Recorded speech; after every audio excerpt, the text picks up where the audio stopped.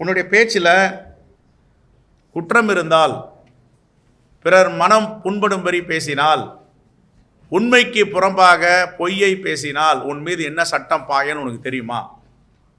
ஆதாரம் இல்லாமல் பேசினா என்ன சட்டம் பாயன்னு தெரியுமா? இன்னைக்கு சட்ட பாதுகாப்பு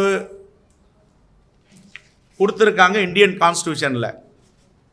இந்த சட்ட பாதுகாப்பு தெரியாமல் ஒரு அவதூறை ஒரு தலித்து மேலே பேசினாவே என்ன வழக்குன்னு தெரியும். அசாசினேஷன் சொல்லுவாங்க. மகாத்மா காந்தியை நீ அசாசினேட் பண்ணீங்க, ஆனால் அவருடைய வழி வந்தவர்கள் எங்களை போன்றவரை கேரக்டர் அசாசினேஷன் பண்ணுறீங்க. அசாசினேஷனுக்கும் கேரக்டர் அசாசினேஷனுக்கும் என்ன வித்தியாசம்? What is the meaning of assassination and character assassination? ஒருவனை கேரக்டர் அசாசினேஷன் செய்வதை விட கொலை செய்வதே மேல் என்று அறிஞர்கள் சொல்லியிருக்கிறார்கள். இதெல்லாம் படிச்சிருக்கியா? வாய்க்கு வந்தது எல்லாம் வந்து பேசிடுவியா நீ? அவதூறு பேச்சு. ரெண்டாவது,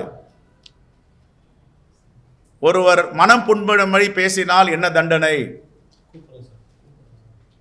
அவதூறாக குற்றம் சாட்டப்பட்டால் என்ன தண்டனை?